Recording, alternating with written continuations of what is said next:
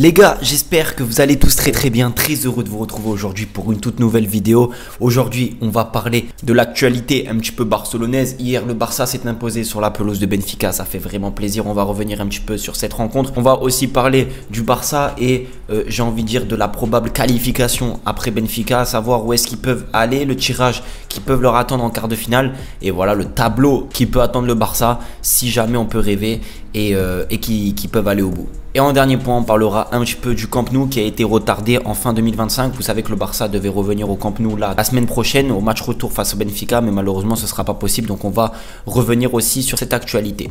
J'en profite les gars pour vous présenter le maillot de l'Inter Miami que j'ai reçu. Je l'ai présenté déjà en nouvelle vidéo.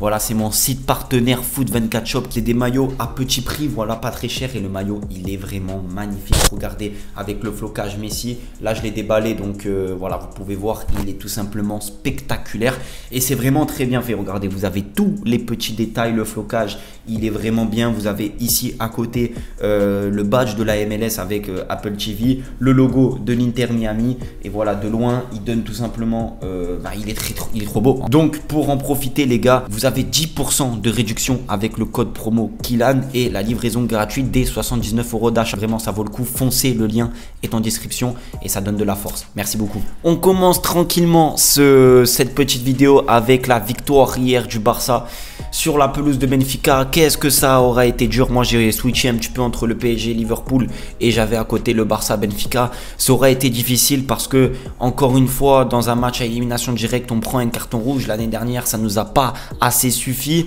Le carton rouge de Alaro face au PSG, cette fois-ci c'est Koubarsi. Heureusement c'est au match aller et heureusement que le Barça a réussi à tenir déjà le score et puis à marquer ce but qui fait vraiment du bien, qui donne une bouffée d'air au Barça. Donc ça c'est vraiment topissime.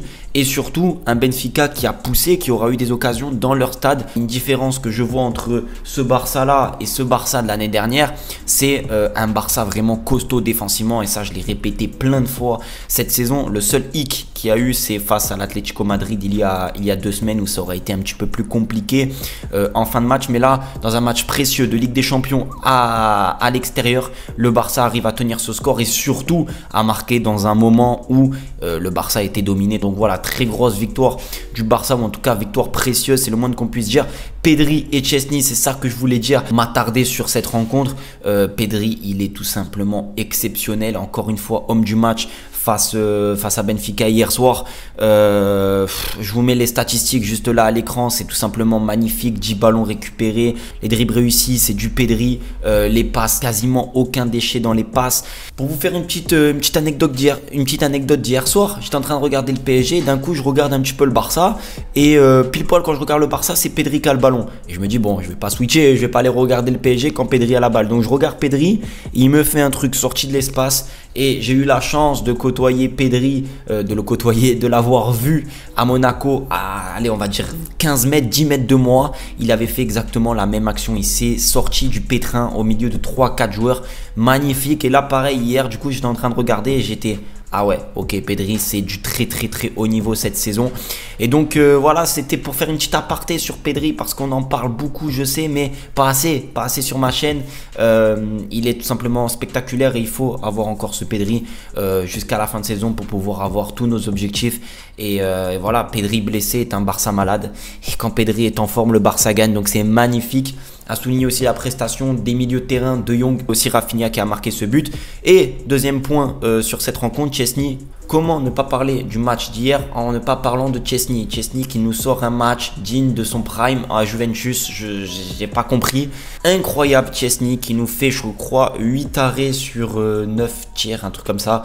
C'est magique, c'est magnifique. On était en plus dans la discussion il y a quelques semaines, est-ce que Peña n'était pas meilleur que Szczęsny par rapport déjà à son âge, par rapport à la forme, etc.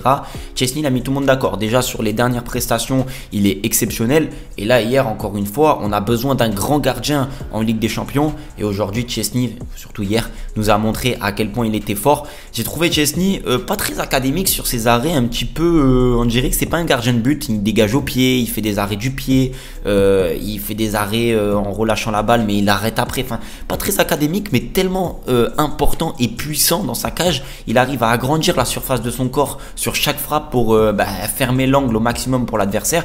Non, Szczęsny, franchement, il a été vraiment bon.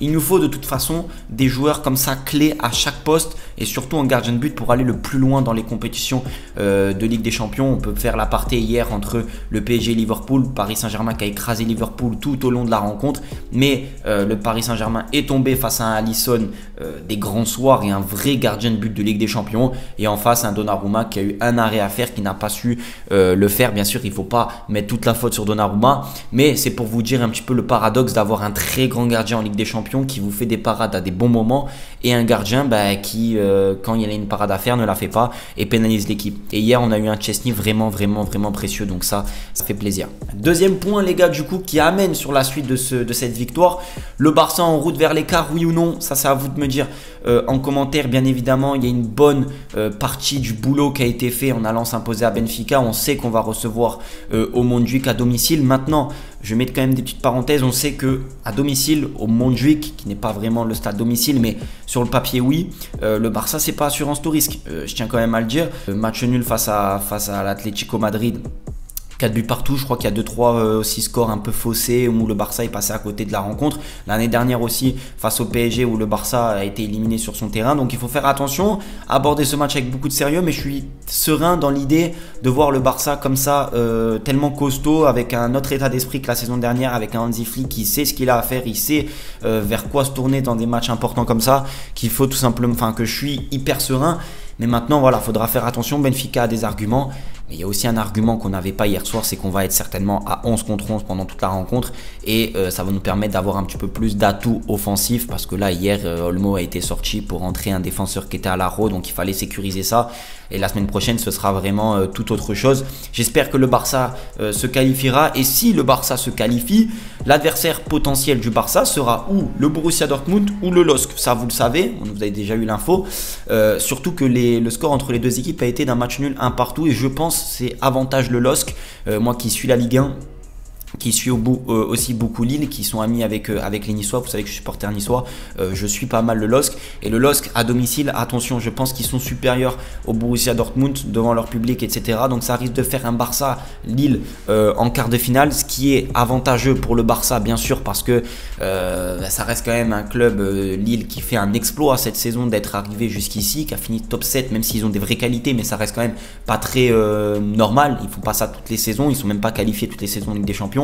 Donc ça sera avantage Barcelone et ça peut être aussi un autre avantage pour la suite de la compétition. Mais avant toute chose, il faut gagner Benfica. Donc voilà, ça c'était la petite aparté. Pour la suite, on va pas trop s'avancer et partir dans des folies des grandeurs.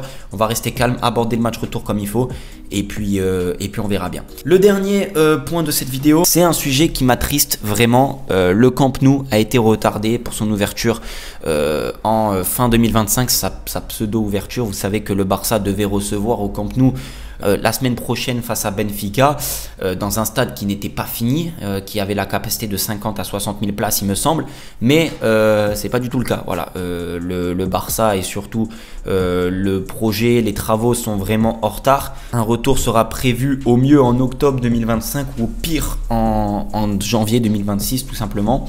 C'est un gros coup dur parce que je trouve qu'on perd l'âme bien sûr du Barça. C'est pas pareil que ce soit quand on reçoit les matchs, quand on joue à domicile, l'ambiance, etc. C'est différent que le Camp Nou. Et puis surtout on s'impatiente un petit peu à voir ce nouveau Camp Nou de 104 000 places.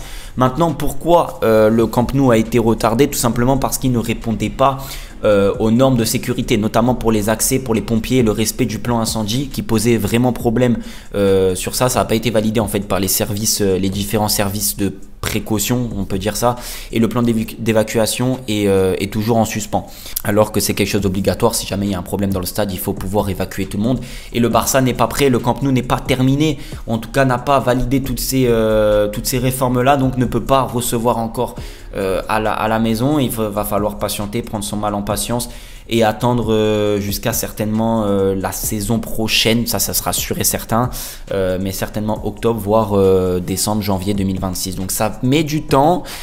Une bonne nouvelle, c'est que le Barça a réussi plus ou moins quand même à garder un petit peu de la solidité à domicile dans un stade différent, ça c'est bien. Et voilà, il y a quand même un petit engouement au milieu du Montjuïc, mais ça reste toujours très différent. Pour ceux qui veulent suivre les actualités du Camp Nou en jour et en heure, il y a un compte Instagram qui s'appelle Camp Nou Now, je sais pas si ça se prononce comme ça, qui suit toute l'actualité du Camp Nou. En fait, le mec il est à la fenêtre, ça donne sur le Camp Nou en travaux et il poste tous les jours des vidéos d'actualité sur le Camp Nou. Ben, on voit l'évolution tout simplement de notre stade. Donc n'hésitez pas à aller le suivre si vous êtes vraiment intrigué et intéressé par tout ce qui est travaux, etc. L'avancement de notre beau Camp Nou. Voilà. Bref, on a fait ce tour des petites actualités. Dites-moi si vous kiffez un petit peu ce nouveau format. Prenez soin de vous et de votre famille. On se dit à la prochaine pour une nouvelle vidéo. Merci encore du soutien et abonnez-vous, partagez, c'est super important. Ciao.